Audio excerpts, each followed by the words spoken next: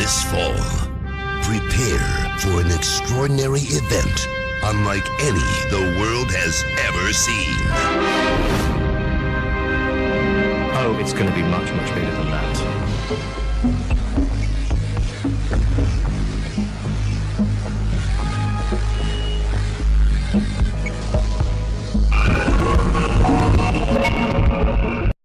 The only people who don't want to disclose the truth are people with something to hide. Imagine, here was a young girl who was just becoming aware of our democracy.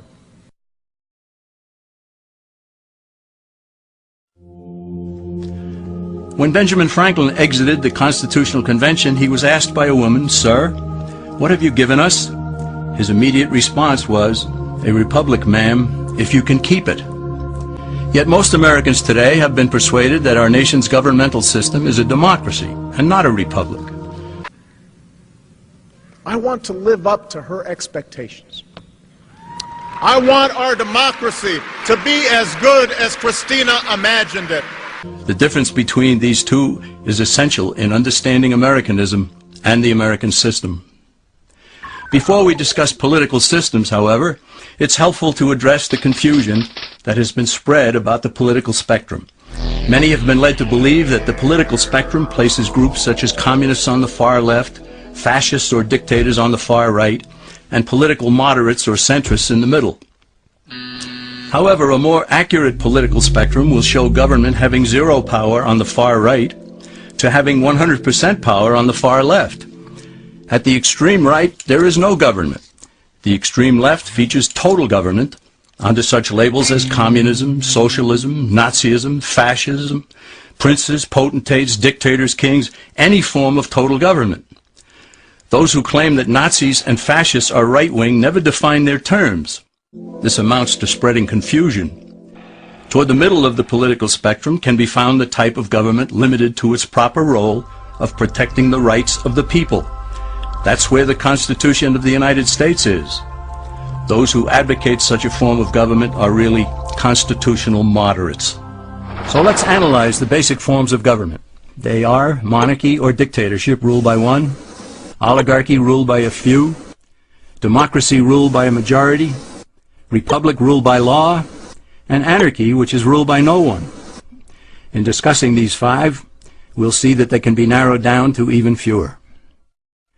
Looking first at monarchy or dictatorship, this form of government doesn't really exist in the practical sense. It's always a group that puts one of its members up front. A king has his council of nobles or earls, and every dictator has his bureaucrats or commissars, the men behind the scenes. This isn't ruled by one, even though one person may be the visible leader. It's ruled by a group. So let's eliminate monarchy, dictatorship, because it never truly exists. Oligarchy, which is ruled by a group, is the most common form of government in all history. And it is the most common form of government today. Most of the nations of the world are ruled by a powerful few, and therefore oligarchy remains. At the other end, we find anarchy, which means without government.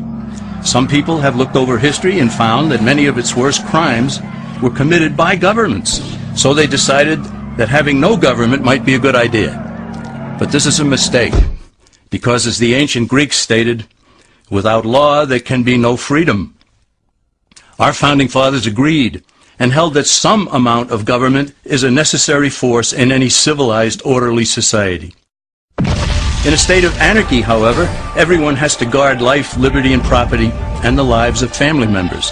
Everyone must be armed, and movement is severely restricted because one's property has to be protected at all times.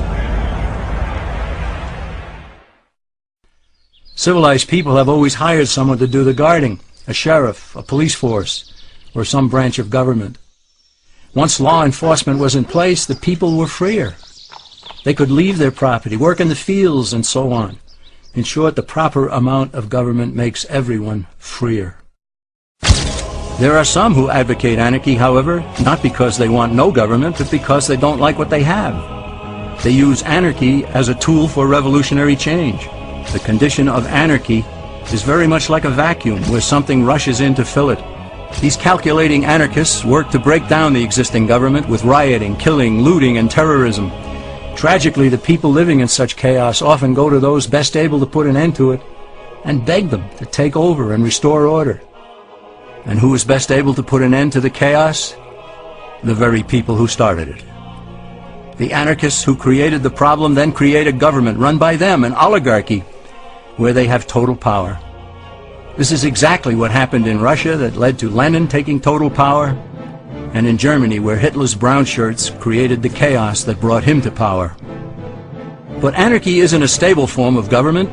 It's a quick transition from something that exists to something desired by the power-hungry.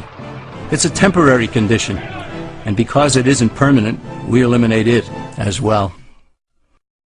The word democracy comes from two Greek words, demos, meaning people, and kratein, meaning to rule. Democracy, therefore, means the rule of the people, majority rule. This, of course, sounds good, but suppose the majority decides to take away one's home, or business, or children.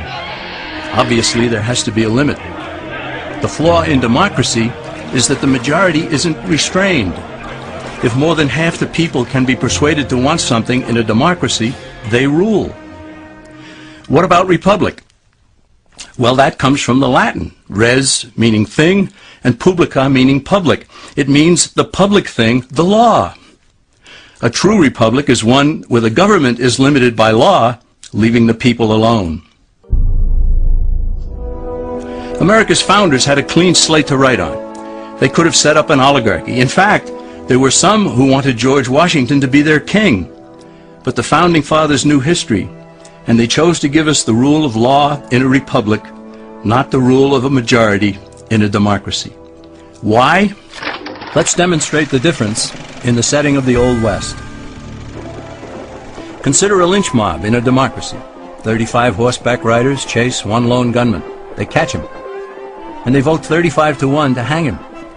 Democracy has triumphed, and there's one less gunman to contend with. Now consider the same scenario in a republic.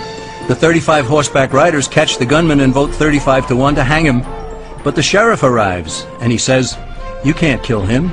He's got his right to a fair trial." So they take the gunman back to town. A jury of his peers is selected, and they hear the evidence and the defense, and they decide if he shall hang.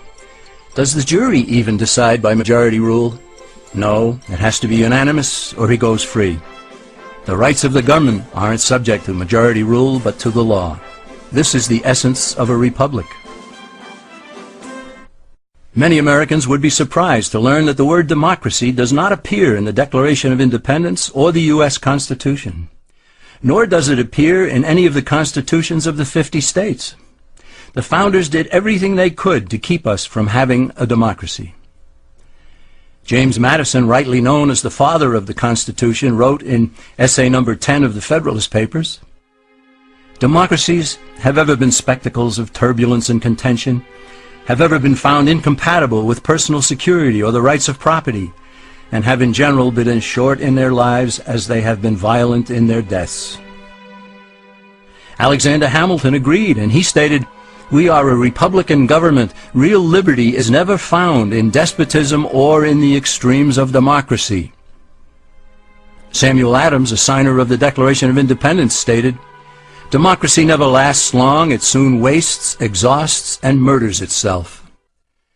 The founders had good reason to look upon democracy with contempt, because they knew that the democracies in the early Greek city-states produced some of the wildest excesses of government imaginable. In every case, they ended up with mob rule, then anarchy, and finally tyranny under an oligarchy.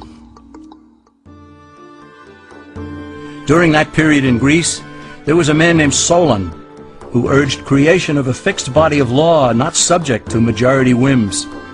But where the Greeks never adopted Solon's wise counsel, the Romans did.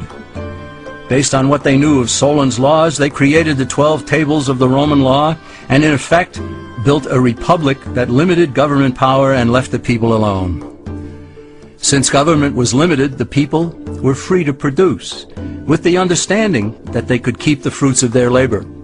In time, Rome became wealthy and the envy of the world.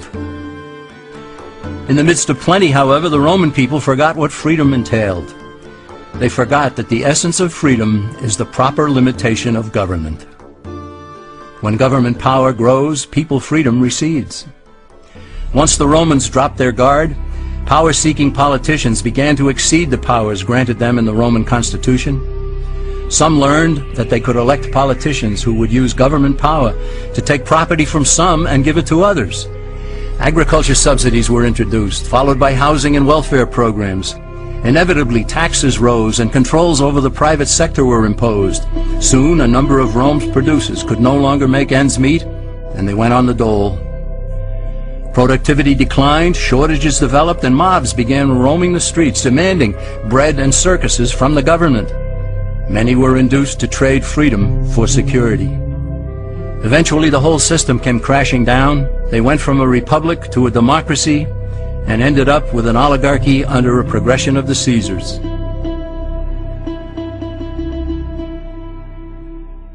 Thus, democracy itself is not a stable form of government.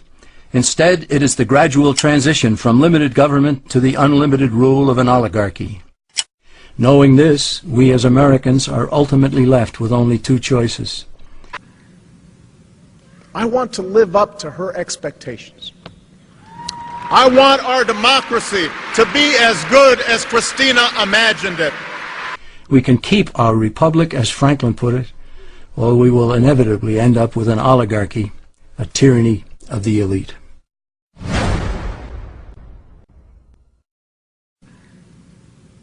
I want to live up to her expectations. I want our democracy to be as good as Christina imagined it. I want to live up to her expectations. I want our democracy to be as good as Christina imagined it.